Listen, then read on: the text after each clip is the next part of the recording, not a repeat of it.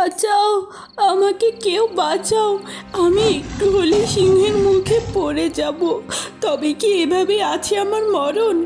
ঠিক সেই মুহূর্তে সেখানে এক বৃদ্ধা এসে হাজির হয়। বৃদ্ধাকে দেখার সঙ্গে সঙ্গে সিংহ সেখান থেকে চলে যায়। আপনাকে অসংখ্য ধন্যবাদ বুড়িমা, আপনি সময় মতো না এলে আমার যে কি হতো। তবে ও যে আপনায় দেখে কেন চলে গেল সেটাই বুঝতে পারছি না আমি। ওই আধারে হঠাৎ নাড়াচাড়ার আওয়াজে ভয়ে পালিয়ে গেছে। তাই জঙ্গল তো অত ভালো না। এই জঙ্গলে তুই একা একা কি করছিস এই রাতে বিরাতে? আমি আর আমার বোন মিলে এই জঙ্গলে ঘুরতে এসেছিলাম। আমার জল তেষ্টা পাওয়ায় আমার বোন জল আনতে গিয়ে আর ফেরেনি, আর তখন থেকে আমি জঙ্গলে ফেসে গেছি। এখন বাড়ি যাওয়ার পথও খুঁজে পাচ্ছি না, কোথায় যে যাব আমি। তুই কান্না করিস না মেয়ে, আমার ছোট্ট এক ঘর আছে জঙ্গলের মাঝে, তুই চাইলে ওখানে আমার সাথে থাকতে পারিস। নিশ্চয়ই নিশ্চয়ই বুড়িমা, আমি সেখানে তোমার অনেক খেয়াল রাখবো, দেখো। এরপর সেই বুড়ি ছায়ালতাকে তার সঙ্গে নিয়ে যায়। ঠাম্মি, আজকে থেকে এই বাড়ির সকল কাজ আমি করব, তুমি শুধুই বিশ্রাম করবে। এবার বলে তো দুপুরে কি খাবে? সে কি রে, তুই তো আমার বাড়ির অতিথি, তুই কেন কাজকর্ম করবি? আমাকে অতিথি ভাবা বন্ধ করে দাও। আজকে থেকে তুমি আমার ঠাম্মি, আমি তোমার নাতনি। বলো তো কি খাবে, জলদি বলবে নাকি রাগ করবো? আচ্ছা ঠিক আছে, রান্নাঘরে যা সদাইপাতি আছে তা দিয়েই রান্না কর। এরপর ছায়ালতা নানান পদের রান্না করতে থাকে। কি ব্যাপার, আপনি কেডা? আপনারে তো এর আগে এখানে দেখি নাই, কি দরকার আপনার? আমি হলাম এই রাজ্যের যুবরাজ হিরণ কুমার, ছায়ালতার বন্ধু। ওর সাথে অনেক দিন দেখা হয় না, তাই ভাবলাম ওর খোঁজ করতে আসি। ও, আপনি যুবরাজ, ছায়ালতার সাথে দেখা করতে এসেছেন? কিন্তু অনেক তো দেরি হয়ে গেল যুবরাজ হিরণ কুমার, ছায়া তো আর নাই। এ কি, আপনি কি বলছেন? আমাকে খোলসা করে বলুন, আমি কিছু বুঝতে পারছি না আপনার কথার মানে। কি হয়েছে ছায়ালতার, বলুন বলুন না।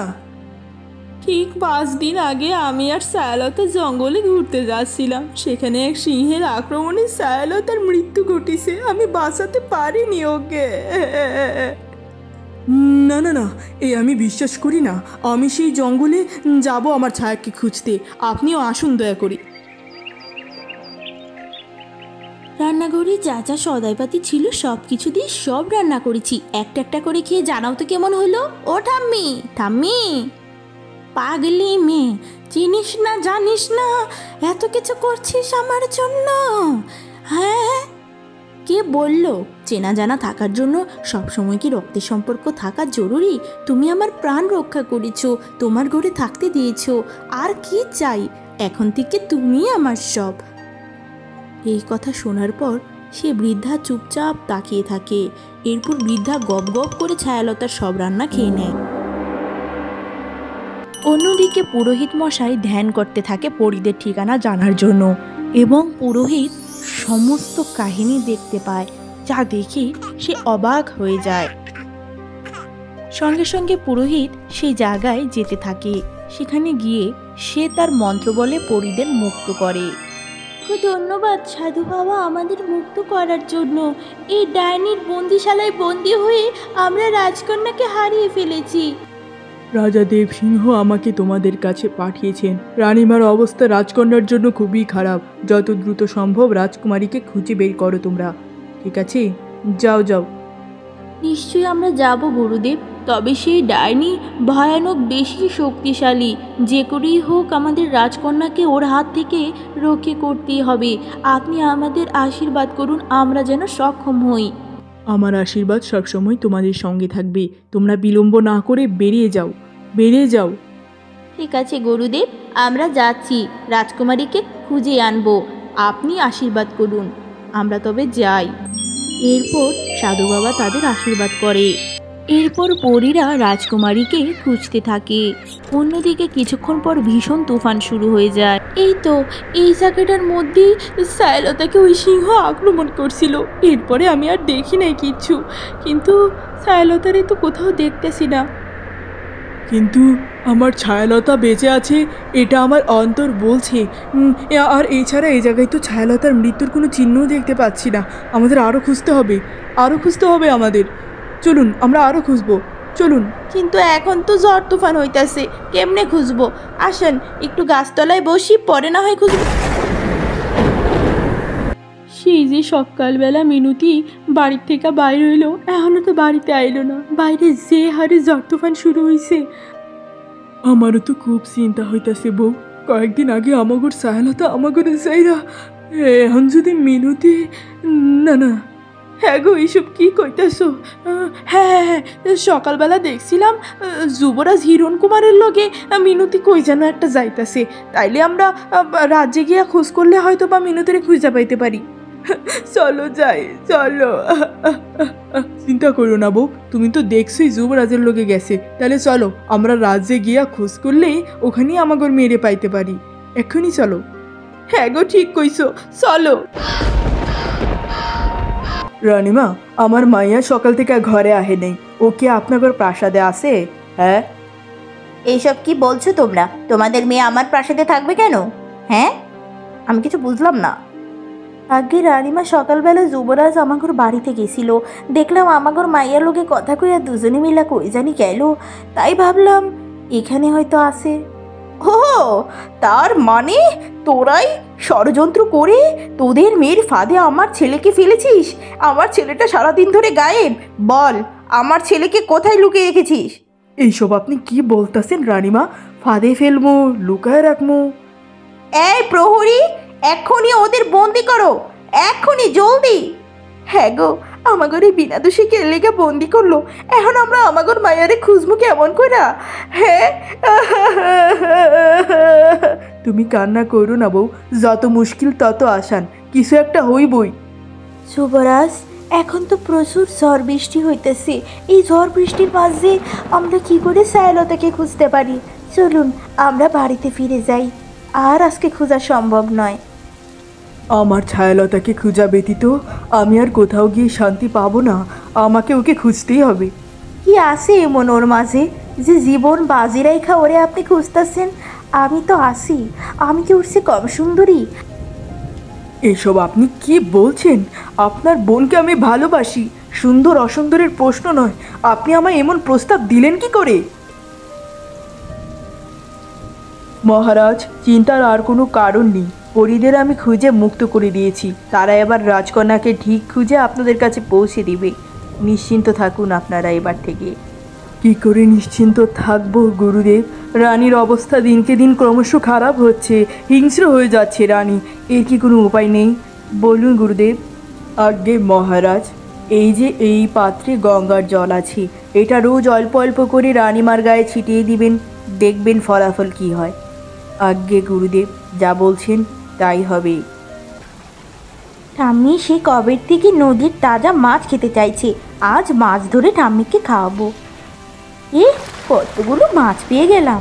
কি রে, তুই এই ঝড় তুফানের মাঝে কোথায় গেছিলি?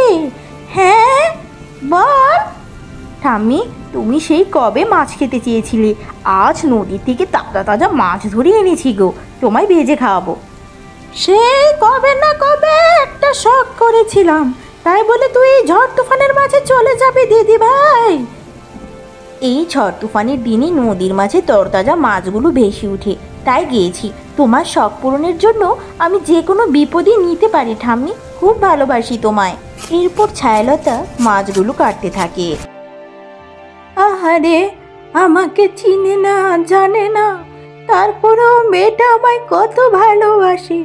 এই ঝড় তুফানে আমার জন্য মাছ ধরতে গিয়ে জ্বরে গাটা পড়ে যাচ্ছে। এত ভালো নিষ্পাপ একটি মেয়ের জীবনে কোনো অভিশাপ কেন থাকবে? কেন? প্রভু, আপনি কিন্তু ধীরে ধীরে মেয়েটির প্রতি দুর্বল হয়ে যাচ্ছেন। ভালো ইঙ্গিত নয়। সঙ্গে সঙ্গে সেই বৃদ্ধা রূপ পরিবর্তন করে ডাকিনীর রূপ ধারণ করে। অমন মায়াবী মেয়ের মায়ায় না পড়ে কি থাকা যায় শকুন্তলা? আমি তো বুড়ির রূপ ধারণ করে ওকে আমার ডেরায় এনে হত্যা করতে চাইছিলাম, কিন্তু ওর ভালো আর নিষ্পাপ মন দেখে আমি যে পাগল হয়ে যাচ্ছি। আমি আমার অভিশাপ তুলতে চাই। কিন্তু প্রভু, আপনার এই অভিশাপ তো এভাবে করে তোলা যাবে না। আপনার অভিশাপ যে বড়ই ভয়ানক, আপনি তো জানেন। না না না, আমায় কোনো একটা ব্যবস্থা করতে হবে। আমি এক্ষুনি গুরুমার কাছে যাচ্ছি। এরপর সেই ডাকিনী আকাশ পথে গুরুমার কাছে যেতে থাকে। এ মা, তুমি কে? তোমায় তো এর আগে এখানে দেখিনি কোনোদিন। হ্যাঁ বলো। আমি হলাম শকুন্তলা, বুড়িমার পোষ্য পাখি। হ্যাঁ, বুড়িমার এমন পোষা পাখি আছে, আমায় তো এর আগে বলেনি। কারণটা? বয়স হয়েছে তো ভুলে গেছেন। তোমার জ্বরের ওষুধ আনতে গেছেন, তাই আমায় রেখে গেলেন তোমার কাছে উনি। এ কি, এই ঝড় বাদলের মাঝে ওষুধ আনতে যাওয়ার কি দরকার ছিল? একটু পরে তুফান থেমে আকাশ একেবারে পরিষ্কার হয়ে যায়। কি ব্যাপার ডাকিনি? আমার থেকে দীক্ষা গ্রহণ করার পরে তুমি যে গেলে আর কোনোদিন এলে না। হঠাৎই গুরুমাতাকে মনে পড়লো, কি মনে করি তোমার? অনেক বেশি বিপদে পড়ে আপনার কাছে এসেছি গুরুমাতা। আমি যে এক ভুল মানুষকে আমার অভিশাপে আক্রান্ত করে দিয়েছি। আমি এবার তার সেই অভিশাপ তুলতে চাই। কি করে তুলতে পারি বলে দিন আমায়। তা কি করে সম্ভব ডাকিনি? তুমি তো জানো তোমার অভিশাপ একবার কারো উপর পড়লে সেটা আর তোলা সম্ভব নয়। না না, কোনো তো উপায় থাকবে। কোনো উপায় থাকলে বলে দিন, আমি তাই করব। একটা উপায় থাকতে পারে, ঈশ্বরের দরবারে গিয়ে প্রায়শ্চিত্ত করবে, এতে তোমার প্রাণনাশের শঙ্কা আছে। একটু পর ছায়ালতা রান্নাঘরে রান্না করতে যায়। হঠাৎ তার সামনে সে ভয়ানক চরকা এসে হাজির হয়। কি, আমি কি দেখতে পাচ্ছি? এই সুতাকাতার চরকা এমনভাবে এখানে এসে হাজির হলো কি করে? ঠিক সেই মুহূর্তে সেখানে পরীরা এসে হাজির হয়, যা দেখে ছায়ালতা অবাক হয়ে যায়। তোমরা কি পড়ি? এইসব আমার সাথে কি হচ্ছে? আমি তো কিছু বুঝতে পারছি না। কারা তোমরা? আমাদের প্রিয় রাজকন্যা, কত বড় হয়ে গেছো তুমি, দেখতে কতটা মায়াবী। আমরা হলাম তোমার শুভাকাঙ্ক্ষী। এই চরকাটিকে ভুলেও স্পর্শ করো না, এই চরকাটি তোমার অনিষ্টের কারণ। আরে আরে, তোমরা আমাকে রাজকন্যা রাজকন্যা কেন করছো? আর এই চরকা আমার অনিষ্টের কারণ কেন হবে? এরপর পরীরা ছায়ালতার কাছে সমস্ত ঘটনা খুলে বলতে থাকে। তার মানে তোমরা কি বলতে চাইছো? যে আমার প্রাণ রক্ষা করলো, যার সাথে আমি এতদিন ধরে আছি, সেই হলো সেই ভয়ানক ডাইনি যে আমার জীবনে এত কিছু করেছে? তোমরা বললেই আমি বিশ্বাস করবো নাকি? চলে যাও এখান থেকে, তোমরা চলে যাও। আমাদের কথা তুমি বিশ্বাস নাই করতে পারো রাজকুমারী, তবে ওই প্রাসাদের দেয়ালের আড়ালে তোমার মা তোমার জন্য চটফট করে পাগল প্রায় হয়ে যাচ্ছে। সেই কথাটি মনে রেখে হলেও এই চরকাটি স্পর্শ করো না রাজকুমারী। আর ওই ডাইনির থেকে দূরে থেকো, ও ভয়ানক মায়াবী।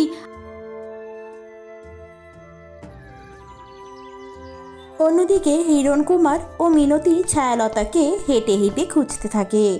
হঠাৎ তারা একটি বাড়ির সামনে এসে যায়। অনেকক্ষণ ধরে হাঁটাহাঁটি করছি হিরণকুমার, আর হাঁটতে পারছি না, একটু জল চাই। দেখি বাড়িতে কেউ আসে, একটু জল দিন। ডাকাডাকি শুনে ছায়ালতা ভিতর থেকে বেরিয়ে আসে। ছায়ালতাকে দেখি তারা সবাই অবাক হয়ে যায়। এ কি দিদি, তুই তুই আমায় ওই দিন রেখে চলে গেছিলি কেন? আরে তুই বেঁচে আসিস বোন, আমি তো ভেবেছিলাম সিংহ তোকে খেয়ে নিয়েছে।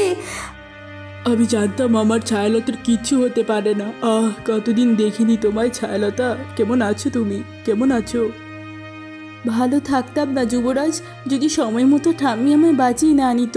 তোমরা ঘরে আসো, আমি তোমাদের সবটা খুলে বলছি। আসো আসো না। হ্যাঁ হ্যাঁ, সবই তো বলবি, কিন্তু তার আগে আমার খুব জল তেষ্টা পেয়েছে। চল ভিতরে গিয়ে আমার একটু জল খাওয়াবি। যুবরাজ, আপনি একটু বাইরে দাঁড়ান, ওর সাথে একটু কথা আছে।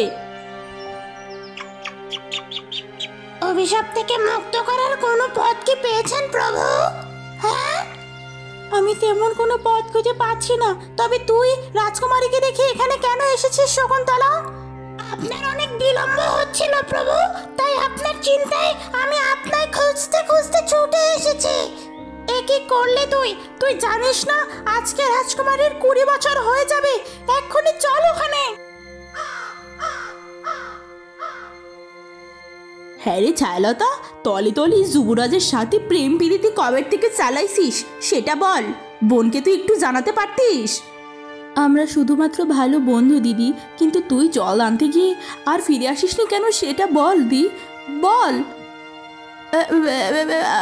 আমি আসলে জল আনতে গিয়ে পথ হারিয়ে ফেলেছিলাম, এরপর আর তোকে খুঁজে পাইনি রে। এইটা কি? এটা আবার কি জিনিস? চরকা নাকি? হ্যাঁ, এটা একটা আশ্চর্য চরকা দিদি। ওই চরকার মধ্যে নাকি অনেক বড় অশুভ শক্তি আছে, ওটাকে স্পর্শ করা যাবে না। হ্যাঁ, অশুভ শক্তি আছে নাকি চাই? তলে তলে যুবরাজের বউ হওয়ার জন্য প্রেম করেছিস, নিশ্চয়ই এই চরকাতেও কোনো চমৎকারী জিনিস আছে। মিনতি দিদি, চরকার কাছে যাস না। মিনতি দিদি। সঙ্গে সঙ্গে ছায়ালতা দৌড়ে তার দিদির কাছে যায় এবং জোরে একটি ধাক্কা দেয় এবং নিজের আঙ্গুল চরকাতে স্পর্শ করে। সঙ্গে সঙ্গে ছায়ালতা তার দিদির সামনে ছটফট করতে করতে চিরনিদ্রায় আচ্ছন্ন হয়ে যায়। ডাকিনী ডাইনি সেখানে এসে ছায়ালতার এমন অবস্থা দেখে খুবই দুঃখ প্রকাশ করে। শেষমেশ ভাগ্যের লিখন আর কেউই খণ্ডাতে পারলো না। কিন্তু তোরা কারা? নিশ্চয়ই তোরা ওর অবস্থা এমন করেছিস। বল তোরা কারা? আমরা কেন এমনটা করতে যাব? আমি তো হলাম ছায়ালতার বোন, আর এই যুবরাজ তো ছায়ালতাকে ভীষণ ভালোবাসে। আমরা কিছু করিনি। আমরা কেন কিছু করতে যাব দুষ্টু ডাইনি? নিশ্চয়ই তুই আমার ছায়ালতার সাথে কিছু করেছিস। বল কি করেছিস? ঠিকই বলেছ যুবরাজ, সবই আমার দোষের ফল। তুমি কি ছায়ালতাকে ভালোবাসো? হ্যাঁ হ্যাঁ হ্যাঁ হ্যাঁ। তবে দেরি না করে এক্ষুনি ওর পাশে বসে ওকে উঠার অনুরোধ করো। সঙ্গে সঙ্গে যুবরাজ হিরণকুমার ছায়ালতার পাশে বসে কেঁদে কেঁদে তাকে উঠতে বলে। এতে কোনো লাভ হয় না। আমি জানি আমার মতো পাপীর আপনার ঘরে আসাতে আপনি অনেক অসন্তুষ্ট, তবে আজ আমি নিরুপায় হয়ে আপনার কাছে এসেছি। আমার যত পাপ আছে সব শাস্তি আপনি আমায় দিন। আমায় আপনি আগুনে পুড়ে শেষ করে দিন। ওই নিষ্পাপ মেয়েটিকে সুস্থ করে দিন। সঙ্গে সঙ্গে ছায়ালতা সুস্থ হয়ে যায় আগের মতো। তার মানে পরীরা আমায় ঠিক বলেছিল, তুমি সেই যে কিনা আমায় অভিশপ্ত করেছিলে, আমার মা বাবার থেকে আমায় দূর করেছিলে, তাই না? হ্যাঁ, আমি হলাম সেই পাপিষ্ঠা যে কিনা তোর মতো এরকম নিষ্পাপ মেয়ের জীবনটা ধ্বংস করে দিয়েছিলাম। তুই আমায় ক্ষমা করে দিস মা, তবে আমার ভুল হয়ে গেছে। কান্না করো না, আমার কাছে ক্ষমা চেয়েও না। আমি তোমার সাথে আমার জীবনের সবচেয়ে সুন্দর মুহূর্তগুলো কাটিয়েছি। আমি তোমায় তখনও ভালোবাসি, এখনও ভালোবাসি, আর তোমার ভালোবাসাতে আমি আজ আবার জেগে উঠেছি। যুবরাজ, তুমি ওকে নিয়ে ওর রাজ্যে ফিরে যাও। ওর মা বাবা ওর জন্য অনেক কষ্ট পেয়েছে এতদিন। যা মা, সুখে সংসার কর, আমি পাশে থাকবো। এতদিন পর তোকে ফিরে পেলাম মা রে। মহারাজ, আপনার সাথে যে মেয়েটিকে দেখা যাচ্ছে ওকে দেখতে কি মায়াবী।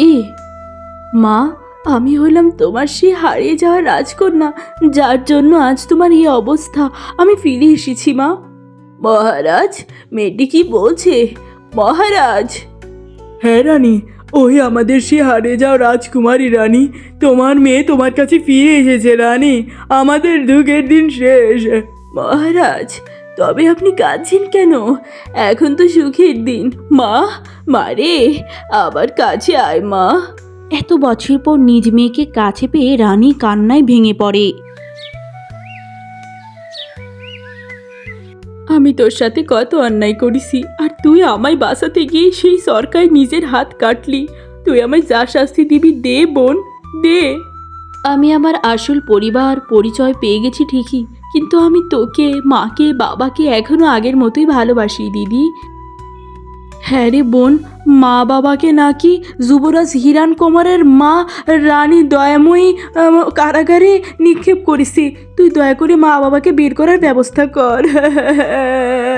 তুই কান্না করিস না দিদি, আমি এখনই যুবরাজকে নিয়ে সে রাজ্যে যাচ্ছি মা বাবাকে আনতে। রানী দয়াময়ী, দয়া করে দয়া দেখিয়ে আমার মা বাবাকে কারাগার থেকে মুক্ত করুন। তুমি হলে রাজার একমাত্র রাজকন্যা, তুমি ওই ভিখারি ঘরের লোকদের মা বাবা বলছো কেন? হ্যাঁ বলো। দয়া করে আপনি তাদেরকে ভিখারি বলবেন না, তারা আমার মা বাবা। পোশাক আশাকে কখনো এসব বিবেচনা করা যায় না মহারানী। বাবা, মুখের কি পরিমাণ ধার! এমন মেয়েকে তুমি আবার বিয়ে করতে চাইছো? তোমার মুখে মুখে কথা বলে ওর সাথে তোমার বিয়ে দিব না। মা, তুমি এসব কি বলছো? আমি বিয়ে করলে ওকেই করব। তুমি যদি না মানো আমি তোমার রাজ্য ছেড়ে চলে যাব, বুঝেছো? এ কি বাবা, তুই কি বলছিস? তুই এই রাজ্য ছেড়ে চলে গেলে আমার কি হবে? ঠিক আছে, যা চাইছিস তাই হবে। এরপর সঙ্গে সঙ্গে তাদের দুইজনকে মুক্ত করা হয়। মারে, তুই যে বাইসা আসোস, দেখা জীবনের সকল দুঃখ ভুইলা গেছি মা। মা আমার, তুই ভালো থাক। হ্যাঁ রে মা, তুই সুখে থাক, ভালো থাক, এটাই আমরা চাই। এবার তবে আমরা বাড়ি যাই, দেরি হয়ে গেল। না না না, তোমরা কোথায় যাবে? তোমরা আমার সাথে আমার প্রাসাদে চলো, আমরা সবাই মিলে একসাথে থাকবো বাবা মা।